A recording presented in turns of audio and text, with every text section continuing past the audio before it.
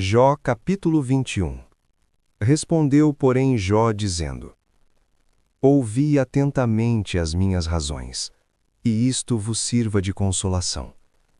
Sofrei-me, e eu falarei, e havendo eu falado, zombai. Porventura eu me queixo de algum homem? Porém, ainda que assim fosse, por que não se angustiaria o meu espírito? Olhai para mim, e pasmai, e pondo a mão sobre a boca. Porque quando me lembro disto me perturbo, e a minha carne é sobressaltada de horror.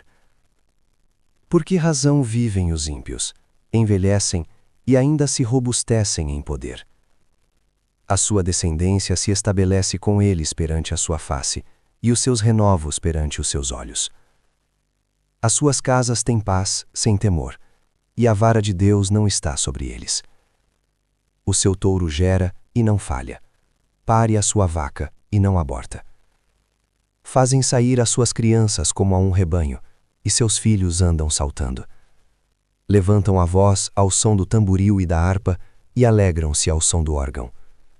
Na prosperidade gastam os seus dias, e num momento descem à sepultura. E todavia dizem a Deus: retira-te de nós, porque não desejamos ter conhecimento dos teus caminhos. Quem é o Todo-Poderoso para que nós o sirvamos? E que nos aproveitará que lhe façamos orações? Vede, porém, que a prosperidade não está nas mãos deles. Esteja longe de mim o conselho dos ímpios. Quantas vezes sucede que se apaga a lâmpada dos ímpios, e lhe sobrevém a sua destruição? E Deus, na sua ira, lhes reparte dores. Porque são como a palha diante do vento, e como a pragana que arrebata o redemoinho. Deus guarda a sua violência para seus filhos, e dá-lhe o pago, para que o conheça. Seus olhos verão a sua ruína, e ele beberá do furor do Todo-Poderoso. Porque que prazer teria na sua casa depois de morto, cortando-se-lhe o número dos seus meses? Porventura a Deus se ensinaria conhecimento? A ele que julga os excelsos?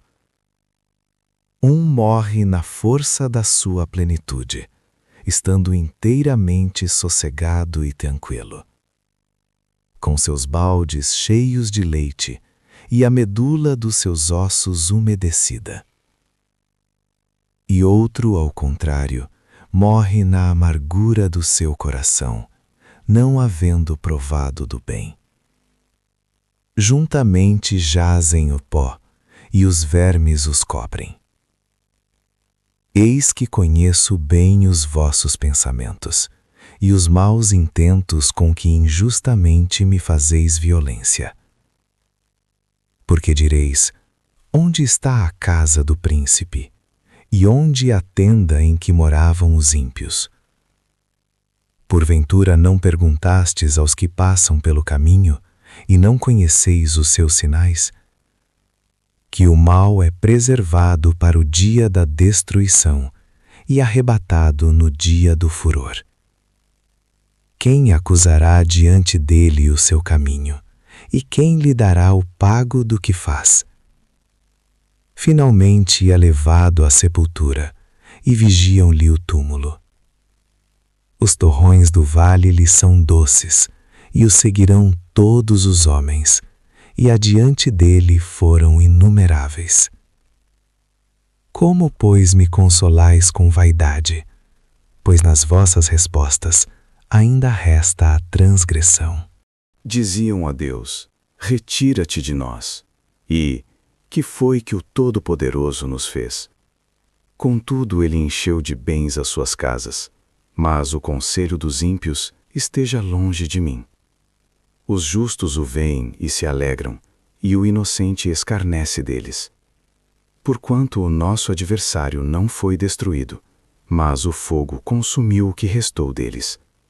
Apega-te, pois, a ele, e tem paz, e assim te sobrevirá o bem. Aceita, peço-te, a lei da sua boca, e põe as suas palavras no teu coração. Se te voltares ao Todo-Poderoso, serás edificado. se afastares a iniquidade da tua tenda, e deitares o teu tesouro no pó, e o ouro de Ofir nas pedras dos ribeiros. Então o Todo-Poderoso será o teu tesouro, e a tua prata acumulada. Por que então te deleitarás no Todo-Poderoso, e levantarás o teu rosto para Deus? Orarás a Ele, e Ele te ouvirá, e pagarás os teus votos. Determinarás tu algum negócio, e ser-te-á firme, e a luz brilhará em teus caminhos. Quando te abaterem, então tu dirás: haja exaltação, e Deus salvará o humilde. E livrará até ao que não é inocente, porque será libertado pela pureza de tuas mãos. Jó, capítulo 23.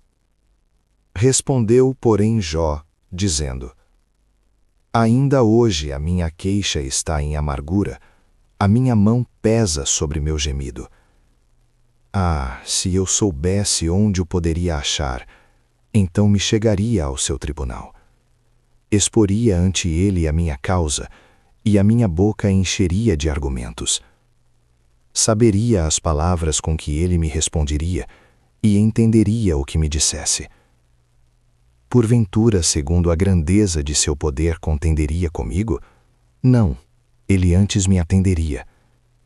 Ali o reto pleitearia com ele, e eu me livraria para sempre do meu juiz. Eis que, se me adianto, ali não está. Se torno para trás, não o percebo. Se opera à esquerda, não o vejo. Se se encobre à direita, não o diviso. Porém ele sabe o meu caminho. Provando-me ele, sairei como ouro. Nas suas pisadas os meus pés se afirmaram. Guardei o seu caminho e não me desviei dele. Do preceito de seus lábios nunca me apartei, e as palavras da sua boca guardei mais do que a minha porção. Mas se ele resolveu alguma coisa, quem então o desviará? O que a sua alma quiser, isso fará. Porque cumprirá o que está ordenado a meu respeito, e muitas coisas como estas ainda tem consigo.